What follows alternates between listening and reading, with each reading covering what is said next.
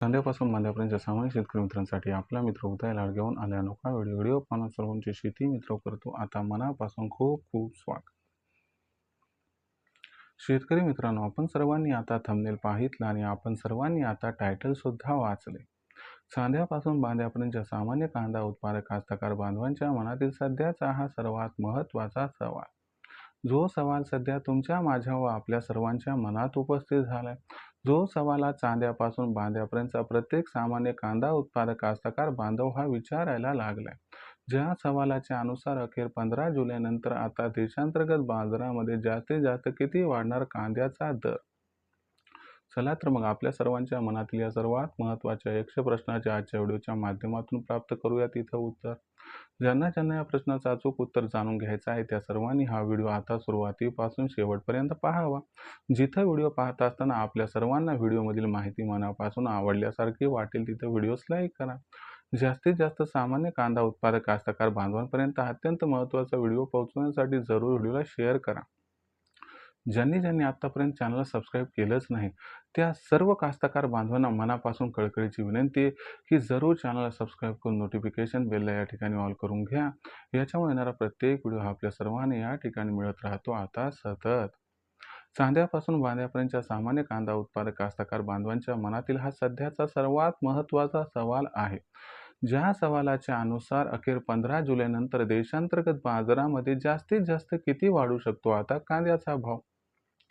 चला तर मग आपल्या मनातील या सर्वात महत्त्वाच्या 100 प्रश्नाच्या आजच्या व्हिडिओच्या माध्यमातून या ठिकाणी प्राप्त करूयात अचूक आणि सविस्तर उत्तर.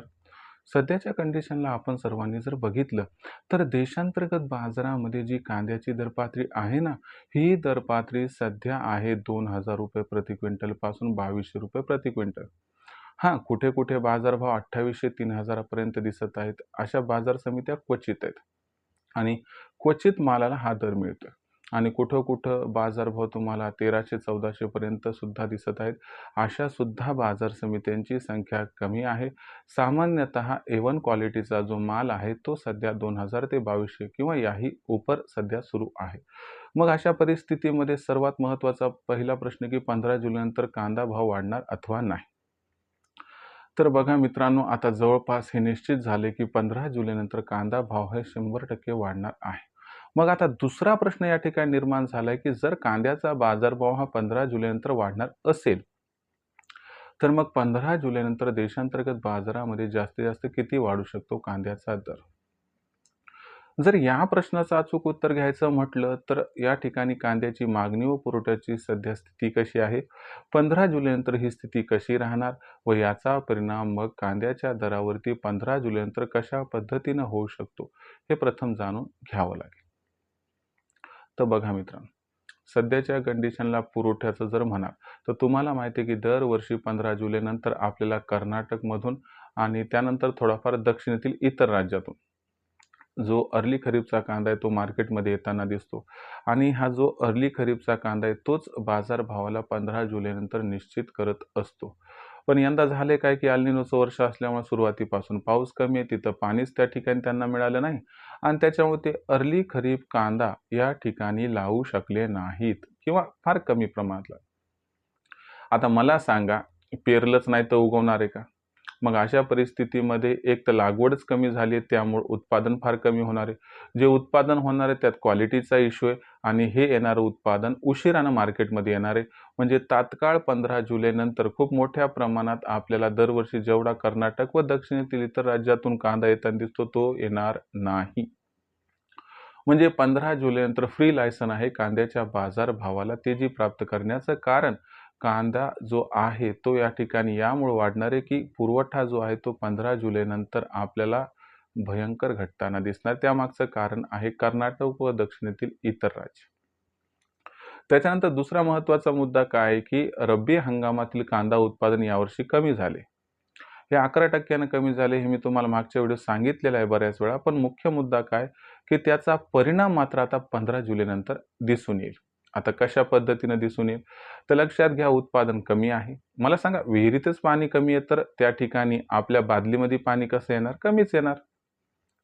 मग अशा परिस्थितीमध्ये हे 11% कांदा उत्पादन घटलेलं जे आहे ते फक्त 11% नव्हे तर याहीपेक्षा जास्त याचा इम्पॅक्ट आणि इफेक्ट दिसणार आहे। एकतर उत्पादन कमी आहे म्हणून ऑलरेडी आवकही कमी येणार आहे। पण याहीपेक्षा एक महत्त्वाचा मुद्दा लक्षात घ्या, की जरी उत्पादन कमी असलं तरी देखील शेतकरी काय करतात यावरती सुद्धा सर्व भिजतंय। सगळ्याला माहिती आहे की एल निनोचं वर्ष म्हणून कुणी कांदा विकायला तयार नाहीये आणि म्हणून 15 जुलैनंतर ऑलरेडी उत्पादन कमी व शेतकरी सध्या विकण्याच्या मनस्थितीत व परिस्थितीत नसल्यामुळं कांद्याची आवक सुरुवातीला 15 जुलैनंतर 30% व तदनंतर 50% पर्यंत घटणार आहे आणि एवढी कांद्याची आवक घटली तर कांद्याच्या बाजारभावात प्रचंड तेजी येण्यापासून कुणीही रोखू शकत नाही अथवा रोखू शकणार नाही। त्याच्यानंतर महत्त्वाचा मुद्दा इथं आपल्याला लक्षात घ्यावा लागेल आता मागणीचा। बघा मित्रांनो, हे वर्ष एल निनोचं आहे, भविष्यात कांद्याचा भाव नियंत्रणात ठेवायचा आहे म्हणून मोदी सरकार फार गतीनं ॲक्टिव्ह झाले आणि कांदा खरेदीचा भाव 2125 केलाय। तो भाव आणखीनही वाढू शकतो कारण एन प्रकारेनं मोदी सरकारला कांदा जो आहे तो खरेदी करायचा आहे। म्हणजे उद्या मार्केटमध्ये भाव जर 50-60 रुपये झाला किंवा 70 रुपये किलो झाला तर मोदी सरकार सध्या खरेदी केलेला कांदा व त्यावर लागली तर आणखीन सबसिडी अनुदान देऊन कांद्याचे बाजारभाव भविष्यात नियंत्रणात ठेवण्याच्या तयारीत आहे। कारण 2027ला उत्तर प्रदेशमध्ये विधानसभेच्या निवडणुका आहेत आणि सरकार रिस्क घेऊ शकत नाही। म्हणजे आता सरकार खूप मोठ्या प्रमाणात 15 जुलैनंतर खरेदी करणार आहे। आता त्याच्यानंतर आणखीन एक महत्त्वाचा फॅक्टर कोणता आहे तर व्यापारी। तुम्हाला माहिती आहे व्यापारी अशा परिस्थितीमध्ये त्याच घोड्यावर त्या ठिकाणी डाव लावतात की जो घोडा हा त्या ठिकाणी त्यांना जिंकवून देऊ शकतो। यंदा कांदा जर घोडा म्हणून मानलं तर कांदा हा त्यांना त्या ठिकाणी प्रॉफिट कमावून देणार। मग मला सांगा ते गुंतवणूक करणार का नाही तर 100% करणार आणि म्हणून व्यापारी सुद्धा प्रचंड प्रमाणात कांद्याची खरेदी 15 जुलैनंतर करणार आहेत।